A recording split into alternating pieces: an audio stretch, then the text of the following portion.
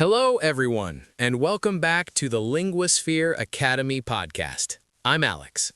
And I'm Sam. Thank you so much for joining us today. We're truly glad you're here. This podcast is for English learners who want to improve step by step without stress at their own gentle pace. We use clear, simple, and natural English, the kind of language you can actually understand, remember, and use in your own life. Today's topic is one of the most important we will ever discuss. It is central to being human and to forming real connections. Yes, today we're talking about feelings in English. Alex, let's begin at the beginning. Why is it so important to learn how to talk about feelings in English? Because feelings are not a separate topic, they are a part of daily life. They color every experience we have. From the moment we wake up, we feel. We might feel tired. We might feel happy about a new day. We might feel stressed about a meeting. Throughout the day, we feel hungry. We feel excited for lunch with a friend. We feel frustrated in traffic. We feel calm listening to stories. Talking about these feelings is how we connect with people on a deeper level. It's how we move beyond simple facts. It is raining, to share our inner world. The rain makes me feel calm. And equally important, it helps others understand us. If you can say, I feel nervous, a friend can offer support. If you say, I feel proud, they can celebrate with you. Language gives your feelings a voice. Learning this vocabulary isn't just about adding words, it's about gaining a tool for empathy, self-expression, and building real relationships in English. Let's build your foundation with some of the most common essential feeling words. We'll start with a basic dozen. Happy, the warm, smiling feeling. I am happy to see you. Sad, the feeling of tears, of loss, of melancholy. I feel sad when it rains. Angry/mad, the hot, frustrated feeling. I felt angry about the mistake. Mad is a common, less formal synonym. Nervous, the fluttery, worried feeling before something important. I am nervous about my presentation. Tired, the physical feeling of needing rest. I am so tired today. Excited, the energetic, joyful feeling of looking forward to something. I'm excited for the weekend. Calm, relaxed, the peaceful, quiet feeling. No stress. I feel calm when I read a book. Stressed, the opposite of calm, feeling too much pressure. I feel stressed about my exams. Good, well, a simple, positive general feeling. I feel good today. Well is often used for physical health. I don't feel well. Bad, a simple, negative general feeling. I feel bad about what happened. Bored, the feeling when nothing is interesting. The lecture was long and I felt bored. Surprised, the feeling when something unexpected happens. I was pleasantly surprised by the gift. These 12 words are your toolkit. With them, you can describe about 80% of your daily emotional landscape. Practice them. Say them out loud. Happy, sad, angry, nervous. Now, how do we use these words? The easiest way is with two simple sentence starters. The first is I feel. This is very common and natural. I feel happy. I feel tired today. I feel nervous about the interview. The second is I am. You can use this with many feeling words. I am excited. I am sad. I am bored. Is there a difference? Sometimes it's very small. I feel can sound a bit more like a temporary state or a physical sensation. I am can sound a bit more like a description of yourself in that moment. But for beginners, they are almost always interchangeable. Don't worry about the small difference. Choose the one that feels easier to say. The most important thing is to start the sentence. I feel happy. I am tired. These are complete, perfect English sentences. Let's make this real. Let's place these feelings into the map of your daily life. In the morning, waking up. I feel tired. I am not a morning person. Seeing sunshine. This makes me feel happy. Thinking about a busy day. I feel a little stressed already. At work or school. Before a big task, I feel nervous.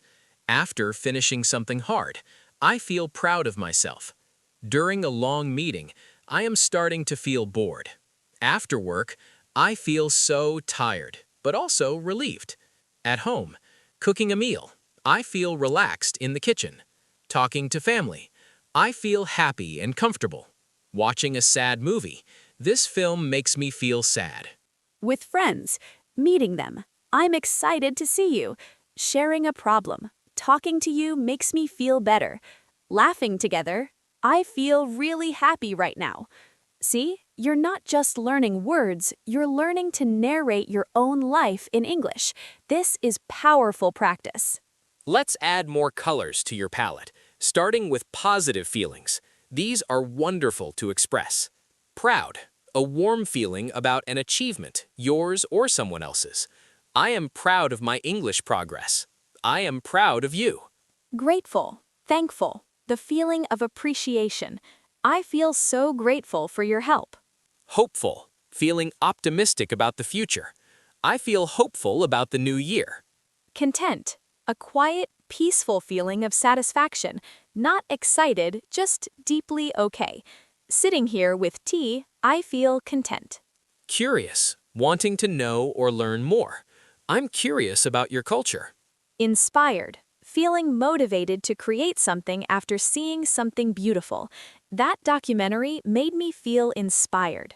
Life isn't always easy. Having words for difficult feelings is crucial. It makes them manageable. Remember, feeling these is normal and human. Worried or anxious, similar to nervous, but often about a future problem. I feel worried about my sick friend. Frustrated, the feeling when things are not working and you are annoyed. I feel so frustrated with this computer. Lonely, feeling alone even if people are around. I sometimes feel lonely in a new city. Disappointed, the sad feeling when expectations are not met. I was disappointed the class was canceled.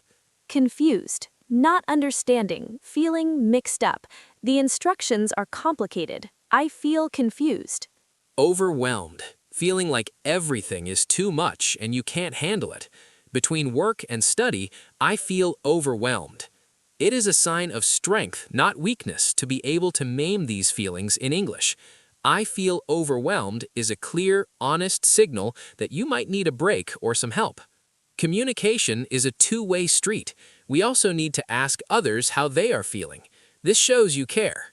The most common general question is, how are you feeling? Or how do you feel? If you sense something might be wrong, you can ask gently, "Are you okay? Is everything all right?" To be more specific, you can ask, after an event, how did you feel about the meeting? When someone is sick, are you feeling better today? When they look a certain way, you look happy or sad or tired. Is something up? Is something up is a casual way to ask if something is happening. The key is to ask with a kind tone. Your voice and face should show you are asking because you care, not just to make conversation. When someone shares a feeling with you, how you respond is very important. Here are simple, kind responses. If they share a good feeling, that's great. That's wonderful. Very common and positive. I'm so happy for you. Shows you share their joy. You must be so excited or proud. Names and validates their feeling. If they share a difficult feeling, I'm sorry to hear that. The most standard, kind response to bad news. That sounds really hard, tough, frustrating. This is powerful. It shows you are listening and you understand the difficulty. I understand, or I can imagine, shows empathy. Is there anything I can do? Offers support. Sometimes you don't need to give advice. Often the best response is simply to acknowledge the feeling. Saying, "That sounds really frustrating," can be more helpful than trying to solve the problem immediately. Let's talk about what not to worry about so you can speak more freely. First mistake is worrying about perfect grammar. In feelings talk, connection is king. "I feel good today" is perfect, even if a grammar book might prefer "I feel well." People say "I feel good" all the time. Second mistake is using very rare, complicated words. Start with the basic words we learned. I feel sad is better than searching for a thesaurus word like melancholic or despondent. Simple is clear, and clear is effective. Third mistake is not speaking because you might be wrong. The biggest mistake is silence. If you say, I feel angry when you mean I feel annoyed, it's still in the same family. The person will understand you are upset. That's communication. Fourth mistake is translating feelings directly from your language. Some feelings don't have a perfect one-word translation. Instead of translating, describe. If you feel a mix of happy and sad, say that.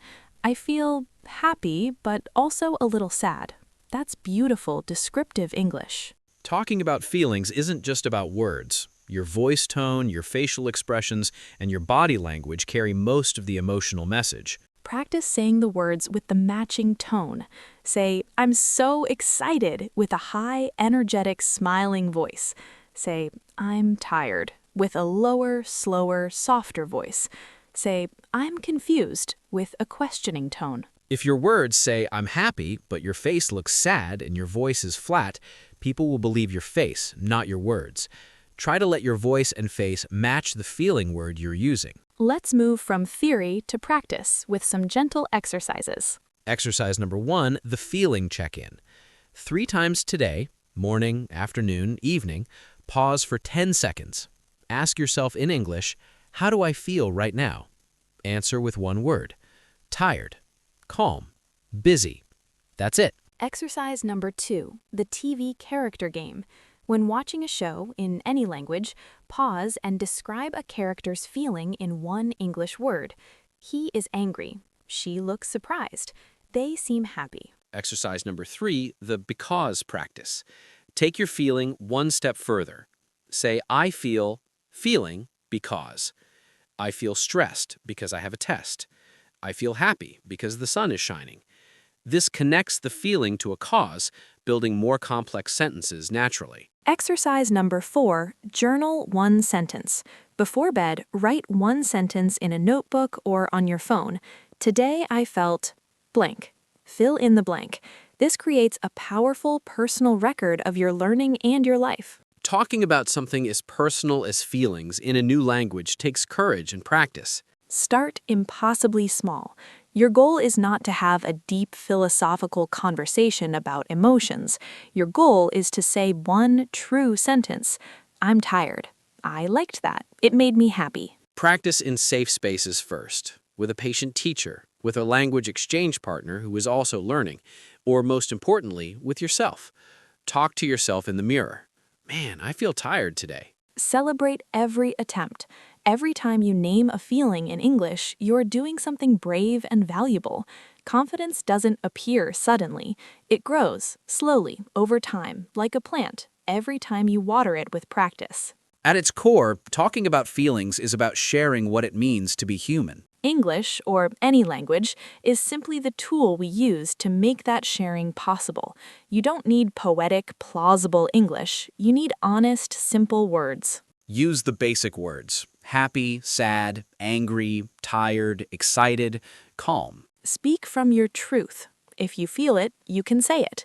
I feel is a complete and powerful start. And above all, in this journey of learning to express yourself, be kind to yourself. Some days the words will come easily. Some days they will feel stuck. Both days are part of the learning process. By learning to talk about your feelings in English, you are not just learning vocabulary, you are learning to bring your whole self into your English-speaking world, and that is a beautiful thing. Thank you for listening to this very personal episode of the Linguosphere Academy podcast. We hope you feel equipped and encouraged to express your inner world in English. Today's episode was talking about feelings in English. Remember, your feelings matter, and you have the right words to share them. If this episode helped you understand yourself and the language a little better, please consider subscribing to our podcast. Your support allows us to keep creating content that matters. Take care of your heart, and we'll see you next time for more calm, simple, and practical English. Goodbye, everyone.